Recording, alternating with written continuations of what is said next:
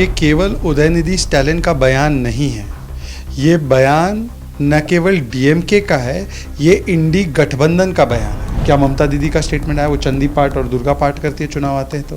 राहुल गांधी जनेऊधारी उच्च कोटि के ब्राह्मण बताते हैं अपने आप को, चुनाव के समय शिव भक्त बताते हैं, उनका कोई व्यक्तिगत बयान आया। सेंगोल का मजाक किसने उड़ाया विदेशी धरती से? किसने मजाक उड़ाया दंडवत प्रणाम का विदेशी धरती से कि ये लाइंग डाउन होता है?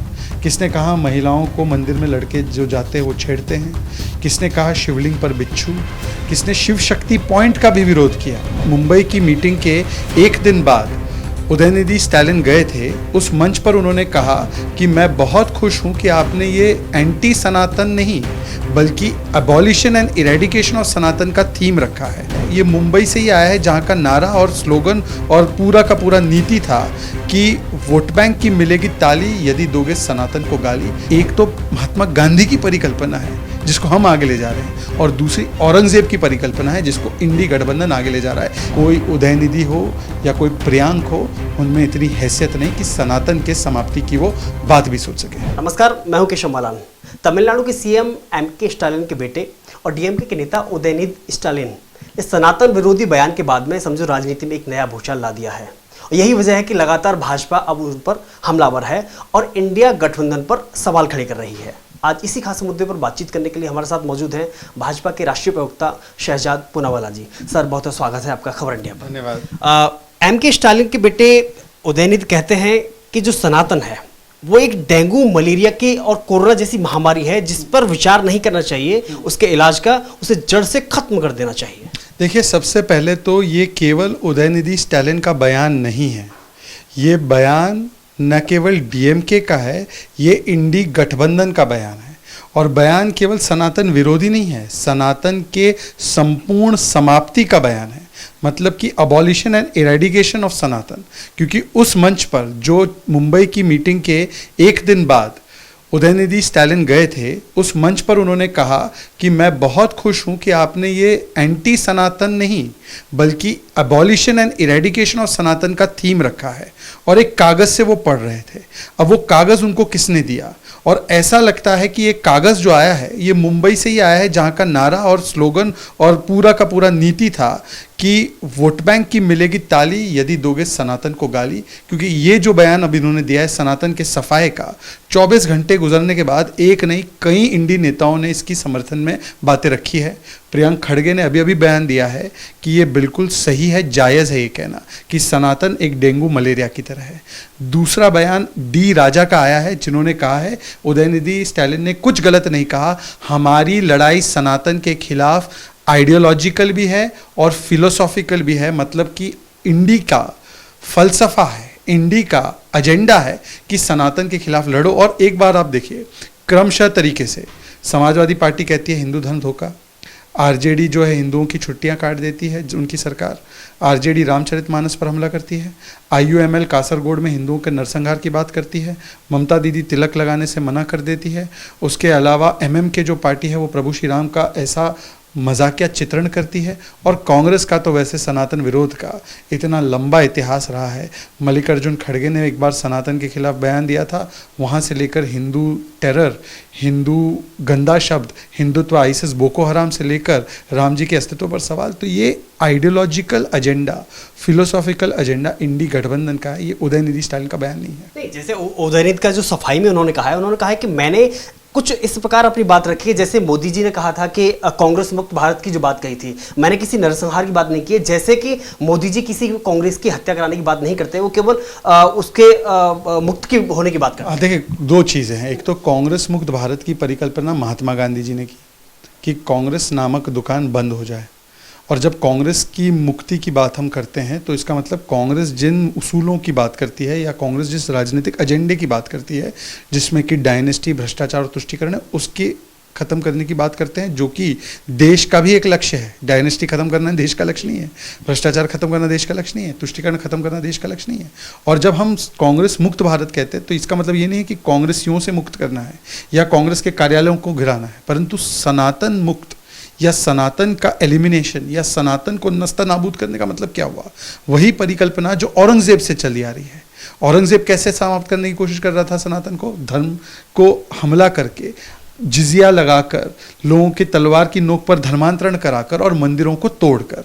तो इसीलिए एक तो महात्मा गांधी की परिकल्पना है जिसको हम आगे ले जा रहे हैं, और दूसरी औरंगजेब की परिकल्पना है जिसको इंडी गठबंधन आगे ले जा रहा है। दोनों की तुलना की ही नहीं जा सकती। और दूसरी बात, सनातन के एलिमिनेशन की जब बात होती है तो 80% लोग भारत के सनातन धर्म में आस्था रखते हैं, तो वो लोग कहाँ जाएंगे? और जो मंदिर है, सनातनी मंदिर है, जिसमें संभवतः डीएमके भी कुछ लोग जाते होंगे, वो मंदिर का क्या करना है?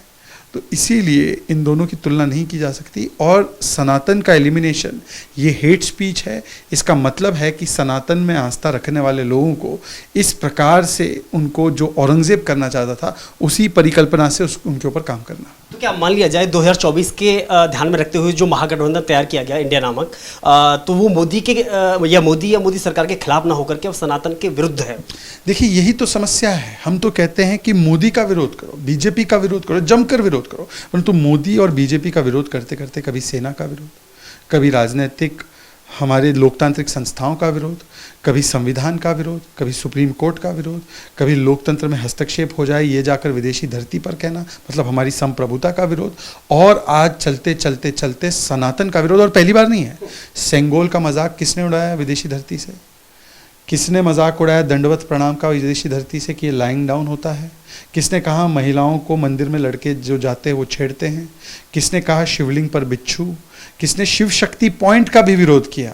तो मुझे लगता है कि सनातन के विरोध का लंबा एक इतिहास कांग्रेस पार्टी का रहा है। और आज देखिए 24 घंटे से ज़्यादा बीत चुके हैं उदयनिधि स्टालिन के बयान पर। उद्धव ठाकरे जी का व्यक्तिगत कोई बयान है जो अपने आप को हिंदुत्व का पिरोधा बोलते हैं? बाला साहेब ठाकरे जी की विरासत का वो कहते हैं कि वही असली वारिसदार हैं। क्या ममता दीदी का स्टेटमेंट आया वो चंदी पाठ और दुर्गा पाठ करती है चुनाव आते हैं तो? राहुल गांधी जनेऊधारी उच्च कोटि के ब्राह्मण बताते हैं अपने आप को, चुनाव के समय शिव भक्त बताते हैं, उनका कोई व्यक्तिगत बयान आया? क्या एक भी बयान प्रियंका वाड्रा का आया है? माँ नर्मदा के किनारे गई थी वो अभी। क्या एक भी बयान आया है शरद पवार जी की तरफ से? क्या एक भी बयान आया है तेजस्वी यादव जी की तरफ से? एक भी बयान आया है नीतीश जी की तरफ से?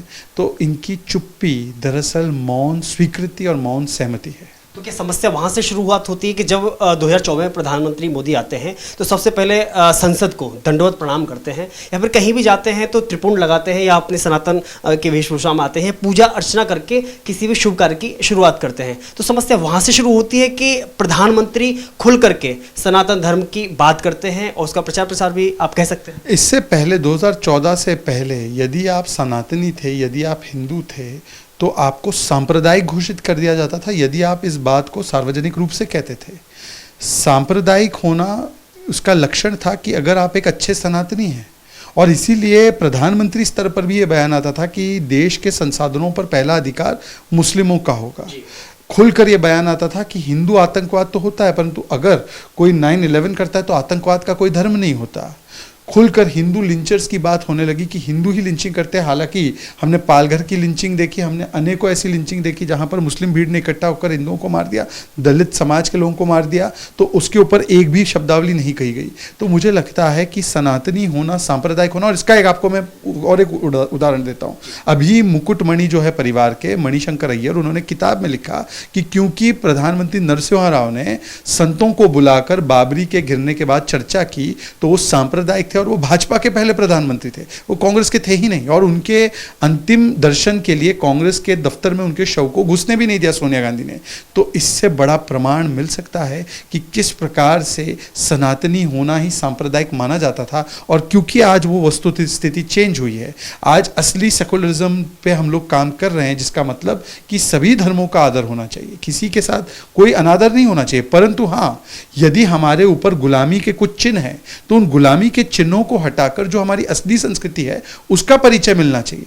तो ये लोग कहते हैं कि ये सांप्रदायिक है। बताइए, औरंगजेब रोड का नाम एपीजे अब्दुल कलाम के नाम पर रखा, ये सांप्रदायिक कैसे हुआ? एपीजे अब्दुल कलाम भी तो मुसलमान थे। तो इसीलिए मैं कहता हूं कि इनका पूरा का पूरा लक्ष्य भारत की जो सांस्कृतिक जड़ें हैं इसमें तेजाब डालना है, और इसी में एक श्रृंखला है कि सनातन पर हमला करो, सनातनियों में ऐसा एक उनके मन में भाव पैदा कर दो कि उनको अपने खुद के प्रति, अपने संस्कृति के प्रति कभी भी गर्व महसूस ना हो। और ये 200 वर्ष तक अंग्रेज करते रहे और 800 वर्ष तक मुगल आक्रांता करते रहे, 1000 वर्ष के बाद भी जो सनातन को समाप्त नहीं कर पाए, तो कोई उदयनिधि हो या कोई प्रियांक हो, उनमें इतनी हैसियत नहीं कि सनातन के समाप्ति की वो बात भी सोच सके।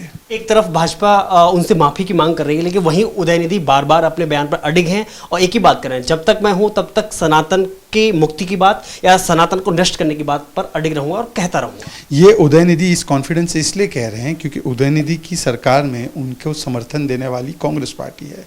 राहुल गांधी और कांग्रेस पार्टी का लगभग यही विचार है, जिसमें कि उन्होंने संघ को टारगेट करते करते सैफरन टेरर, हिंदू टेरर, ये शब्दावली गढ़ी है। हिंदुत्व को आईसिस और बोको हराम जैसे संस्थाओं के साथ जोड़ा है। हिंदू जो है वो आतंकवादी होता है, हिंदू गंदा शब्द होता है, उनके कर्नाटका के मंत्री सतीश जारकीहोली ने कहा है। कृष्ण जी जिहाद का संदेश देते हैं अर्जुन को, ये शिवराज पाटिल ने कहा है।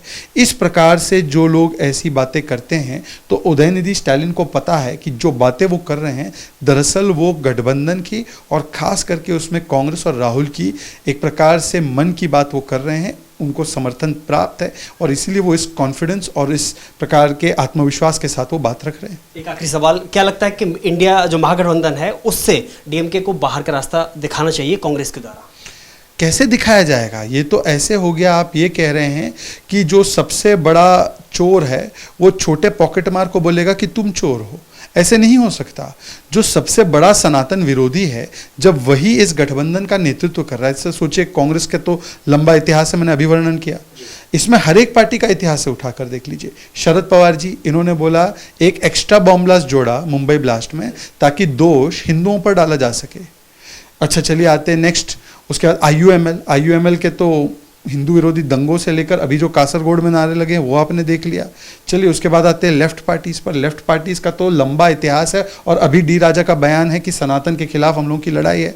आते हैं टीएमसी पर, टीएमसी ने ऑफिशियली ऑन रिकॉर्ड जय श्री राम का विरोध किया है। चलिए उसके बाद आते हैं हम लोग आम आदमी पार्टी पर। ऑफिशियली केजरीवाल जी का बयान है कि राम मंदिर में नहीं जाना है। नानी ने बताया कि ये तथाकथित मस्जिद तोड़कर बनाया गया है और उसके अलावा गोपाल इटालिया के बयान है। तो मुझे एक तो इनका साथी बता दो जो इस लाइन पर नहीं चल रहा है। इसलिए जो कहा गया है ये इंडी गठबंधन का ही बयान है और इसीलिए आने वाले दिनों में हो सकता है इनको निकाला नहीं जाएगा, इनको कन्वीनर बनाया जाएगा। उदयनिधि स्टालिन को, मेरी ये आपको ब्रेकिंग न्यूज़ है कि अभी बहुत बड़ी चर्चा हो रही है कि नीतीश बाबू तो सिर्फ कुछ छुट्टियां काट गए हिंदुओं की, ये छठ पूजा और दिवाली की छुट्टियां काट गए। लालू जी और राहुल जी तो केवल श्रावण मास में चंपारण मटन बना रहे थे। ये कोई छोटी मोटी बातें हैं। बड़ी बात तो डीएमके ने की है कि भाई सनातन को ही समाप्त करना है। तो इस अधिकार से कांग्रेस का प्रस्ताव भी हो सकता है जाए जल्द कि इन्हीं को कोऑर्डिनेटर और मेन कन्वीनर उदयनिधि स्टालिन को बनाया जाए। अगर ऐसा नहीं है तो राहुल जी आपके चैनल को इंटरव्यू दे, वो यूट्यूब पे कई सारे यूट्यूबर को देते हैं, तो आप भी यूट्यूबर हैं, आप राष्ट्रवादी, ये आपकी एक खामी हो सकती है उनके लिए, तो आप राष्ट्रवादी यूट्यूबर को भी दे दें और बता दें।